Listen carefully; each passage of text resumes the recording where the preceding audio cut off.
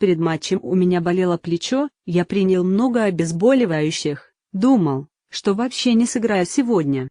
Но вы болели против меня и придали мне столько сил для победы. Спасибо, продолжайте заряжать меня энергией, обратился Медведев к негодовавшим на трибунах болельщикам вскоре после победы. Медведеву, в свою очередь, такое тоже пришлось не по нраву, он бросил в сторону судьи ракетку и высказал тому свое недовольство.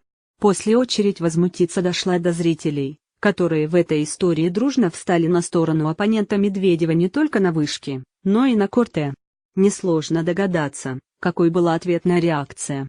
Послематчевое интервью на корте он давал уже под оглушительный свист. Но вместо ответной агрессии в тот момент в адрес болельщиков последовали слова благодарности. «Вот эта поддержка, благодаря вам всем я сумел победить сегодня, зарядился на 5 матчей вперед», — сказал Медведев. В итоге россиянин был оштрафован на $9000 за неспортивное поведение. $5000 за то, что выхватил полотенце у обслуживающего персонала и выкинул его, $4000 за непристойный жест, который не заметил судья, но попал в телетрансляцию. На один матч заряду от трибун россиянину уже точно хватило.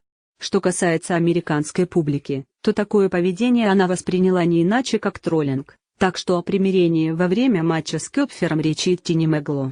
После решающего розыгрыша Медведев не скрывал своей радости, по случаю победы он даже станцевал, чем еще больше разозлил поклонников тенниса в Нью-Йорке, которых после вновь поблагодарил за помощь. Для более серьезного комментария российский теннисист созрел к пресс-конференции.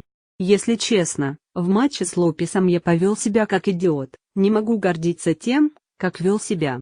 Я работаю над тем, чтобы стать лучше на корте, потому что за его пределами я искренне считаю себя хорошим человеком», — сказал Медведев.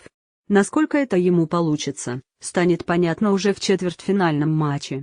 Его соперником будет швейцарец Стэн Вавринка, сумевший пройти первую ракетку мира Новака Джоковича.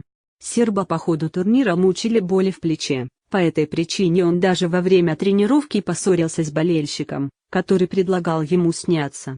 До 4-го круга действующий победитель US Open все же добрался, но доиграть матч с Вавринкой он уже не сумел, встреча прервалась по счете 6-4, 7-5, 2-1 в пользу швейцарца.